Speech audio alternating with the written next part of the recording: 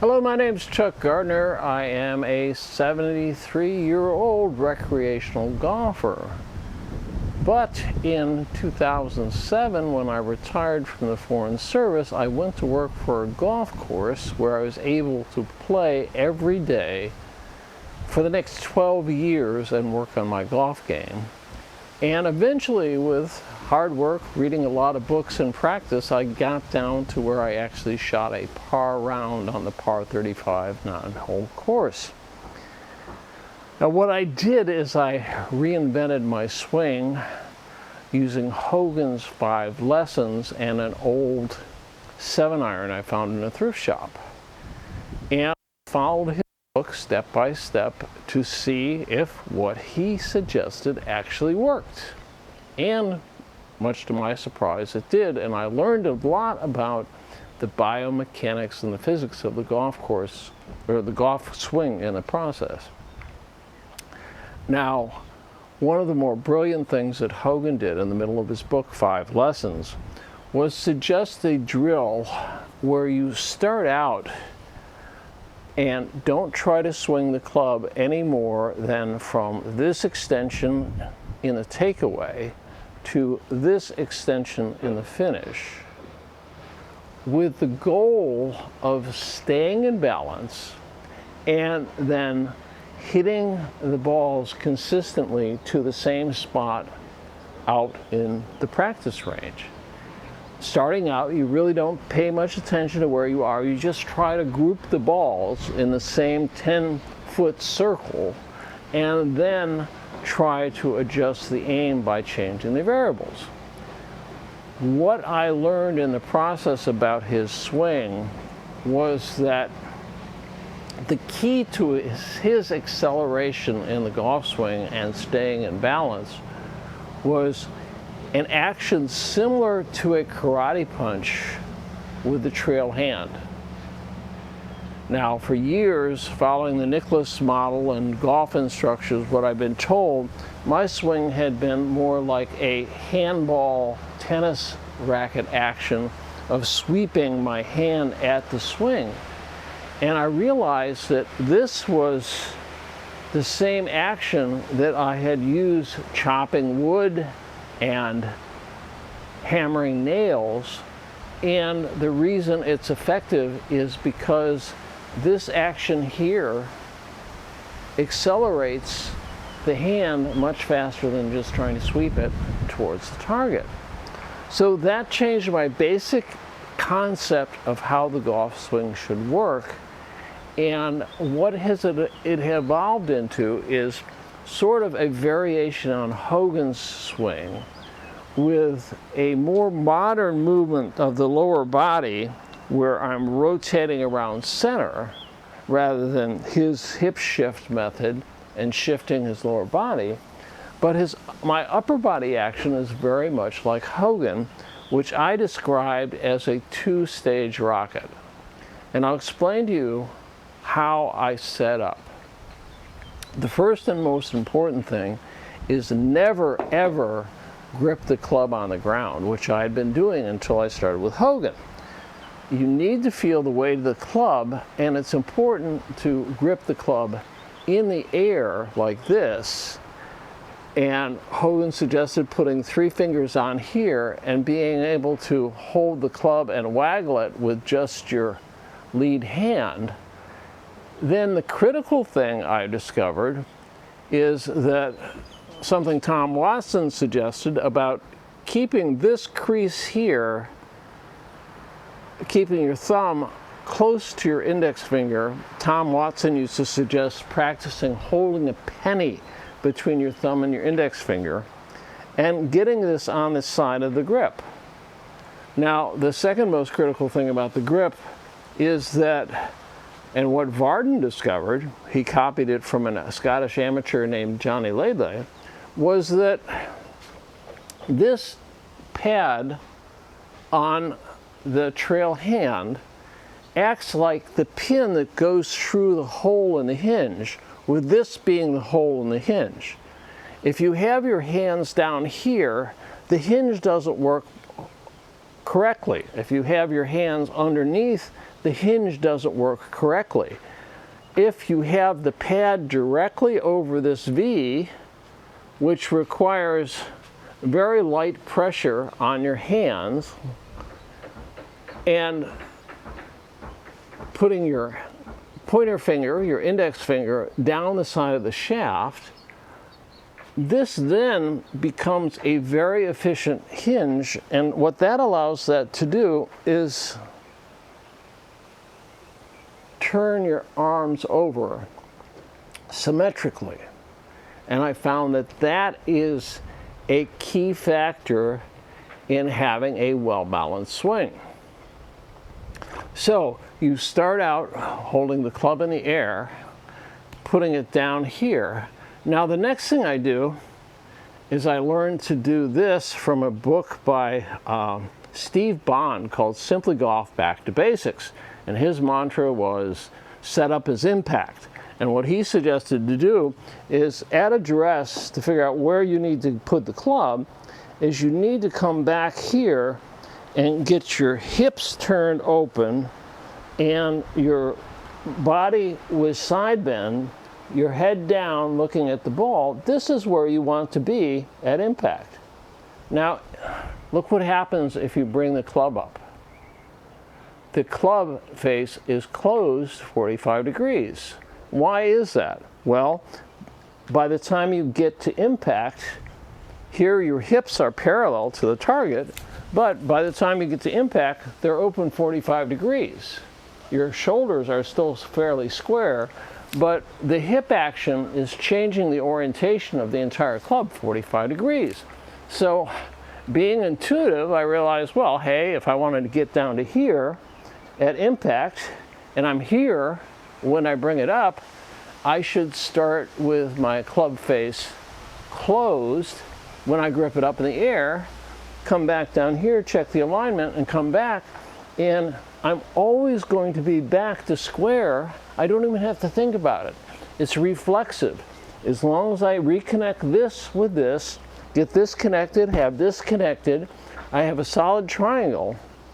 And the biggest thing that I realized that I was doing, because this is what conventional golf instruction taught me for 20 years, was you need to have bend in your elbow through impact. Well, that's true if you have a sweeping style swing, but by studying Hogan's videos frame by frame, what I realized was that he started up here with his trail hand like he was holding a tray over his shoulder like a waiter. But by the time he got down at impact, he had rotated the entire hand down. And now what Hogan did is he bowed his wrist, but I got a really bad sprain in my wrist doing that when I hit a root that was buried in the ground, hitting out of bounds. And what I discovered is that if you turn the club 45 degrees to start, you wind up at impact still with a slightly strong grip. This is considered a strong grip, which is actually more effective at releasing the club. Now, you need to be able to do this with a club in order to accelerate it like a pro. And you want to do it with this arm straight, not bending it at the elbow, because you get the most efficient leverage by keeping that arm straight and keeping the lever arm as long as possible when you do the extension. So you start out gripping the club, bring it down behind the ball, and then the takeaway is just one piece. Notice how my hip is not sliding. This hip is coming forward. I'm trying to push my back pocket on this side towards the target. That brings the club down to here, and the momentum, if you have a light grip, see I'm barely holding it with my trail hand because I don't need to. The momentum alone cocks the wrist and brings it up. I don't have to separate my arm more than this, And then the downswing is simply drop, turn, side bend through the ball, and release up through the ball. So it's a very mechanically simple and consistent drill. Now, one of the things that was mentioned about Ben Hogan, which, when I read things like this, I just don't, stop and gloss over it. I said, well, why is this? And one of the things they said about Hogan is he would wear out his golf shirts right here because he so consistently came down and connected. And when I read that and I started trying that, what I realized he was doing is exactly what I described, keeping this arm connected. And the way you connect it is you don't grip the club back here and address it. You grip it in the air, check the address here, but at address, you bring it back to the middle of your stance. So this forces you to, you can't literally move your hand unless you move your shoulder with your shoulder turn. So when I swing poorly, it's because I forget to do that, and all of a sudden 90% of the recreational golfers I see, their arms aren't in sync with their bodies, and so their timing on their swing is never the same. So it's important to connect. First, establish the good grip with the pin of the hinge correctly over the top, light grip on the trail hand, check your alignment, come up. Now you can check your alignment here and check your alignment here, and you will find that you have 3 visual waypoints now in your swing. Takeaway extension, impact, finish extension. And you can orient where the toes are. In your swing, you want to stay fixated at a point on the ground, not the ball, because it disappears. And you want to be able to visualize where your hands enter your sight picture and exit your sight picture to get a consistent swing. So those are the things that I focus on because that's how my brain works. So my process is address up in the air, check my position with open hips and side bend, come up, check the swing, check my position here, check my position here, and then I swing knowing that I'm going to come back through the ball at the same time. The critical thing in the downswing is to not rush. It's like a 2-stage rocket. Let the momentum carry it up. Then the first thing you do is you drop, turn, and you don't take your back heel off the ground until impact, if possible. Now, depending on your flexibility, you may have to raise it a little bit. But if you raise your foot too soon, see what happens to your shoulder? Your shoulder doesn't stay back. It turns and your hands get way far ahead, your face gets open, and you slice. Now, the key to that, you drop, and here, as it drops down and you feel your elbow connect back to your body, that's the point where the club will release by itself, and you need to side bend. And the side bend does 2 things. It keeps your shoulder back and from turning, and it also shallows out the path of the golf club. Now, something that I did, the frog on the porch here is commenting on my commentary. What I did in my journey of understanding the golf swing is I have sit in the backyard and just swung a club, isolating every movement. Side bend. What does side bend do? Well, if you're here and you do nothing but side bend, it's going to rotate the club up and down in a shaft, and it's going to create a reflexive reaction in your hips to open and close them. So to bring the club back, I discovered all I have to do is do a little twitch sideways. That gets my club going, and then coming down to trigger it, I can do the same thing. Just a little bit of side bend to start and progressively increase the side bend on the way down. So that's something that when I was a starter at the golf course, I would sit on the first tee and realize that 99% of the recreational golfers weren't doing. They didn't side bend, and because they didn't side bend, they were spinning through the ball and slicing. So that's the evolution of my golf swing. Now I'm going to go down and I'll hit some in the net and show you the golf swing in practice. Okay, I'm downstairs at my driving net here. It's the same one Brian DeChambeau uses. I picked it up at Next Door for a bargain price of $170, including the net, including the mat, I should say.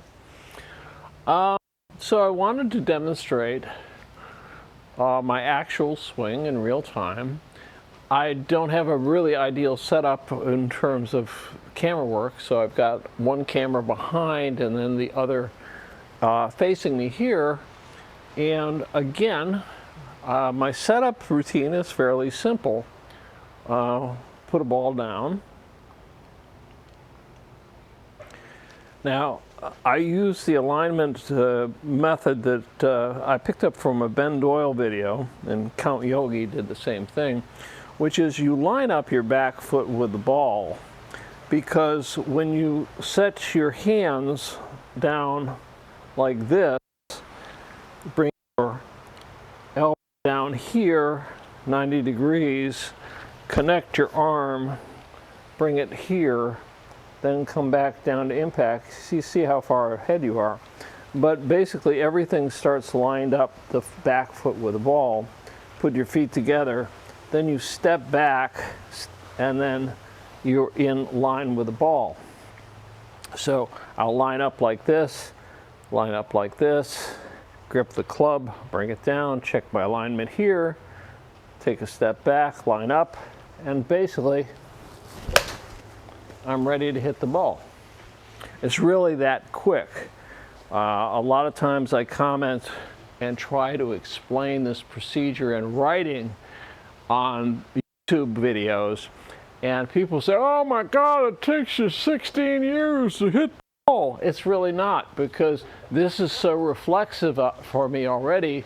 I just grip the club, I know it's closed 45 degrees, I line up my foot, step back, and I know everything is going to be where it's supposed to be at impact, because like Steve Bond said in his book Simply Golf, if you set up your alignment for impact and then come up, it really doesn't matter what you do up here, because you're always going to come back if you connect your elbow like Hogan did and straighten your arm, rotate.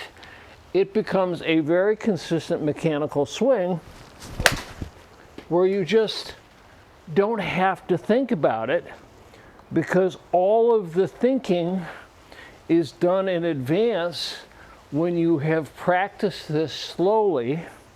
Set up, line up the club, bring it up, grip it, bring it back. And you really don't have to think that much. And the same swing, same setup, works for straight shots, fades, draws. The only thing you do is that if you know you're going to set up for a fade, instead of having your stance square to the target, you open it up, rotate around, shuffle around, put your ball forward a little bit, and you want to open up your face, and you swing not at the target, but you swing over to the left. Now, if you are hitting a draw, want to hit a draw, it's the same thing. You can start out with your alignment, normally shuffle closed around the ball. Now the face is going to be even more closed, and swing and hit the inside of the ball. So it's really that simple, and it's all based on this action here in the trail hand. This is the significant, I'll face this camera here. The real difference in the swing is when you aren't sweeping the palm at the target, you are basically doing a karate chop down at the ground. And I will explain to you in terms of the physics why this works so well. And it has to do with kinetic energy and balance. Now, one of the things, because I was a physics geek in high school, I dropped out of college after 2 years to become a photographer, but that's another story. But basic Newtonian physics is that, equal opposite reaction. Force of gravity is 32 feet per second. And what people call ground effect, really, is if you are releasing the club at the target, that kinetic energy in the club is heading towards the target, and it's going to want to pull you off balance. What I realized Hogan was doing so brilliantly is this action here is basically, you can just stand here and chop wood. You're chopping wood. Now, if you do this chopping wood swing here, set up with the club about an inch ahead of the ball and do nothing but, you can do this all day with nothing but waggle, set up, get your club lined up. Now you want to be your hips open at impact, because that's going to finish, and then just, oops, that one I topped.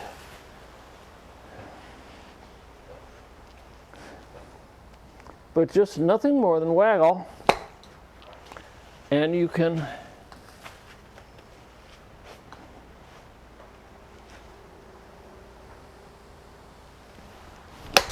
there you go.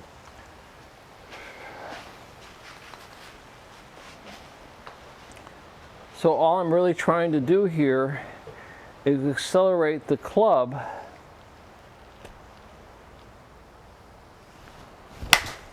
with the wrist action. There wasn't any backswing.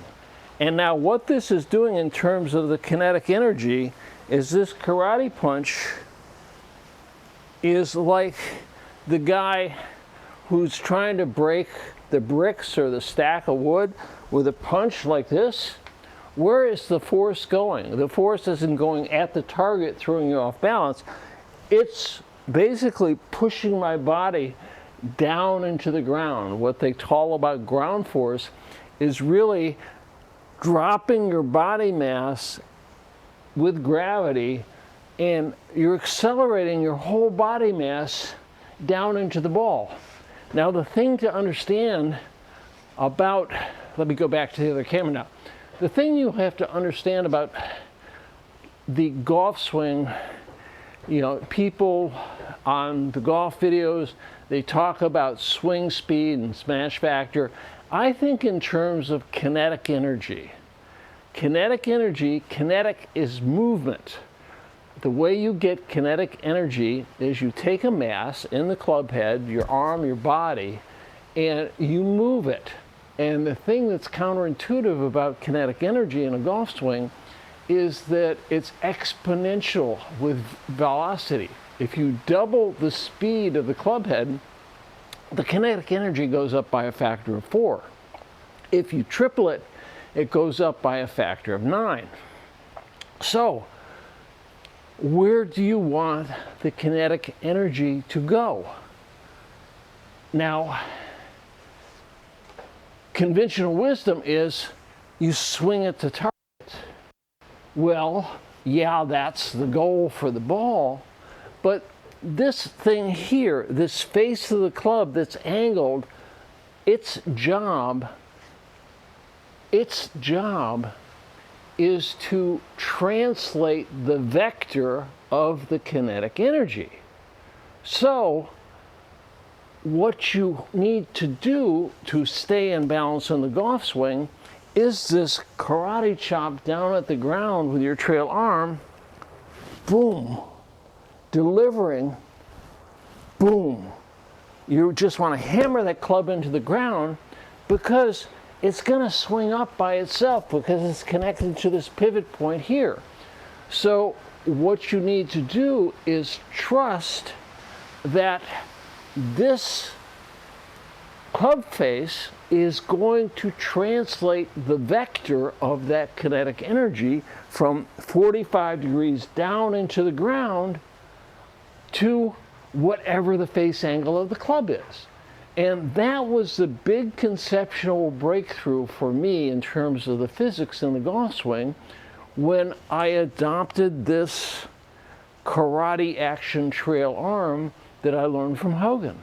So that in a nutshell is my thinking process of how my golf swing evolved and why at 73 years old I'm hitting the ball better than I did when I was 30 because I understand it better.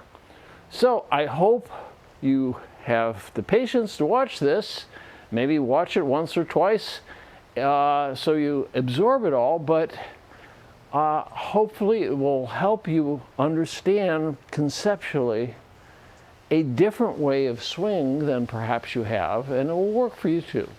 So thanks for watching. Subscribe to my channel, watch my pictures of the birds if you want.